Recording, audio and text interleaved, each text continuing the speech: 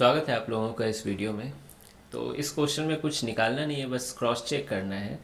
Question ये है कि एक स्कूटर की कंपनी एक दावा कर रही है ना, अपने स्कूटर के बारे में। वो ये कह रही है कि उसकी स्कूटर की वेट यानी यहाँ मास से तात्पर्य है 95 केजी है, और उसकी maximum speed 60 kilometre per hour है। ठीक है। और maximum engine power 3.5 horse power है। और ये भी उन्होंने कहा है कि पिकअप टाइम जो है उस मैक्सिमम स्पीड तक पहुंचने में, पिकअप टाइम होता है जब आप रुके हुए होते हो फिर आप एक्सीलेट करते हो, सबसे मैक्सिमम स्पीड पर पहुंचना चाह रहे हो, एकदम खूब एक्सीलेट कर रहे हो, तो वो 5 सेकेंड है ना। 5 सेकेंड में आप अपने मैक्सिमम स्पीड पे पहुंच जाओगे। और इतनी हॉर्स पावर की ही इंजन है ना, मैक्सिमम इंजन पावर जो है। तो पूछा गया है कि उनके इस दावे को स्पेसिफिक मतलब चेक कीजिए कि वो सही दावा कर रहे हैं या नहीं। तो इसमें क्या होगा कि आपको कोई एक चीज़ सही मान लेनी है, एक दो चीज़, और एक चीज़ आपको निकालनी होगी। अगर वो मैच कर गया तो फिर सही है। क्लियर है ये चीज़? तो यहाँ पर मैं क्या मान ले रहा हूँ कि 5 सेकेंड में पहुँच गई, ठीक है, और मैक्सिमम स्पीड पे पहुँच गई। मैं देखना चाह रहा हूँ पावर कितनी ज़रूरत पड़ेगी यहाँ तक पहुँचने में। ठीक है, फिर मैं क्रॉस चेक कर लूँगा। दूसरा तरीका ये भी हो सकता था कि आप पावर मान लेते और मैक्सिमम स्पीड मान लेते और टाइम निकालते। ठीक है, तो अगर आप वैसा प्रोसेस करते तो वहाँ थोड़ा इंटीग्रेशन का सहारा लेना पड़ता है, इसलिए मैं वो प्रोसेस नहीं कर रहा हूँ। ठीक है। नहीं, एक्सीलेशन P/mv लिख के फिर एक्सीलेशन को dv/dt करके इंटीग्रेट करना पड़ जाता है ना। तो मैं वो काम नहीं कर रहा हूँ, है ना। मैं नॉर्मल इजी काम कर ले रहा हूँ। ठीक है। तो देखिए क्या है कि पावर जो होगा, जो रिक्वायर्ड पावर होगी, वो change in kinetic energy per unit time होगा, है ना। वर्क डन बाय टाइम होता है, work done change in kinetic energy. अब चेंज इन काइनेटिक एनर्जी मतलब इनिशियल जीरो है, फाइनल इतना पे पहुंच गए, तो के एफ माइनस के आई, यानी maximum kinetic energy minus zero by time. Clear है? अब मैक्सिमम काइनेटिक एनर्जी कितनी है? हाफ एम वी स्क्वायर, है ना। मास की वैल्यू कितनी है? 95 केजी। और वी मैक्स की वैल्यू कितनी है? 60 किलोमीटर पर आवर है।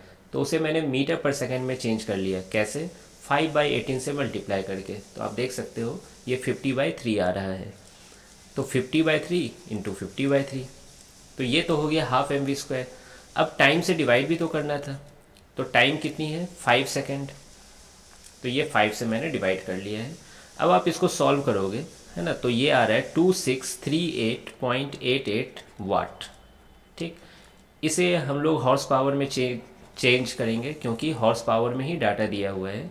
तो 1 वाट में 746, 1/746 हॉर्स पावर होता है, यानी 1 हॉर्स पावर में 746 वाट होता है। तो ये हमने चेंज कर लिया।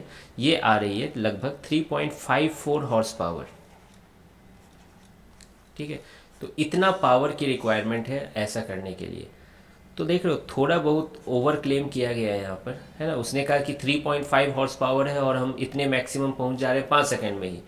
लेकिन इतना पे पहुँचने के लिए तो 3.54 हॉर्स पावर चाहिए होता है ना। ये आ रहा है हमारा, ठीक है, फिजिक्स लगा कर ही। और फिजिक्स तो हम लोग भी लगा रहे हैं, और क्या कर रहे हैं, कुछ एजम्पन्स भी ले रहे हैं। कोई हवा नहीं है ना, कोई रेजिस्टिव फोर्स नहीं है। ठीक है, चक्का जब बैठता है तो फ्रिक्शन भी लगती है, थोड़ी पीछे लगती है, ये सब भी नहीं सोच रहे हैं। एकदम आइडियल केस में मान ले रहे हैं, फ्रिक्शन भी आगे लग रही है, सब कुछ यही मान रहे हैं। ठीक है। तो फिर इतना आ रहा है।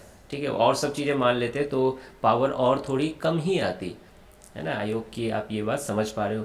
तो इसका आंसर क्या हो जाएगा कि उस स्कूटर कंपनी ने थोड़ा सा बढ़ा चढ़ा कर पेश किया अपने प्रोडक्ट को, तो ये ओवर क्लेम्ड है। ठीक है। क्यों? ये जो पावर जो है हमारी जो आ रही है, वो इंजन की पावर जो दी गई है उससे ज़्यादा आ रही है, इतनी चाहिए होगी। ठीक है, तो ये ओवर क्लेम किया गया है यहाँ पर। ठीक है, तो बेसिक क्वेश्चन था। मिलते हैं फिर नेक्स्ट वीडियो में।